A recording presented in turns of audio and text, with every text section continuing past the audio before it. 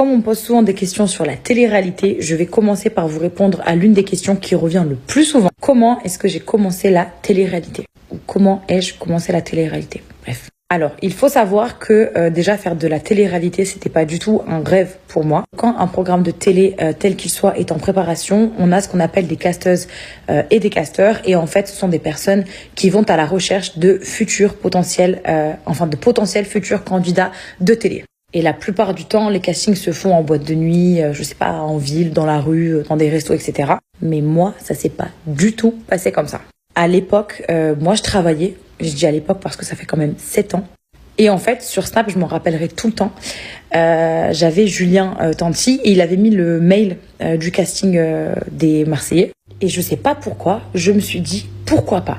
J'étais dans une période de ma vie où je savais pas trop ce que je voulais faire parce que je travaillais, parce que j'avais arrêté mon BTS en alternance. Donc j'avais pas vraiment de projet pro en vue. Donc j'ai créé un mail dans lequel je me suis présentée très rapidement. Je m'appelle Camille, j'ai tel âge, je vis à telle adresse, je joins des photos. Vraiment, 3 minutes après, j'avais une réponse. Et là, dans le mail qu'on m'a envoyé, on me répond qu'ils aiment bien mon profil, mais qu'il faut que j'envoie une vidéo de moi, de présentation d'1 minute, sans filtre, etc. Je crois que je l'envoie le lendemain ou quelques temps après. On me rappelle, on me pose des questions sur ma vie, sur comment je suis, sur ce que j'aime faire. Je vous fais une petite confidence. Je vous avoue qu'il y avait des questions un peu intrusives et je me suis dit, je suis trop calme pour faire de la télé. Finalement, on me rappelle quelques jours après. Donc là, on me dit que je vais passer le vrai casting, donc devant les casteurs, etc. Filmer quand on passe ce casting et la vidéo est envoyée à la production. Je m'en rappellerai toujours à la fin du casting. Vraiment par curiosité, je demande il y a combien de personnes à peu près qui passent ce casting.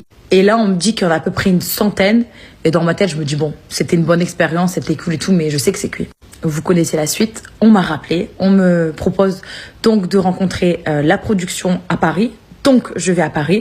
Et suite à ça, on me dit que peu importe la réponse, négative ou positive, on va me rappeler. Vous connaissez la suite. On m'a rappelé et on m'a annoncé que je partais en Australie pour faire les Marseillais. Honnêtement, c'était une super expérience. Maintenant, avec le recul, je sais comment je me sentais devant les caméras. Sachez que j'étais pas du tout à l'aise. J'arrivais pas à être moi. C'était super bizarre. Mais au fur et à mesure de l'aventure, j'ai trop kiffé et ça s'est super bien passé. Je me souviendrai toujours aussi des 24 heures de vol pour aller en Australie. Mais c'était une superbe expérience.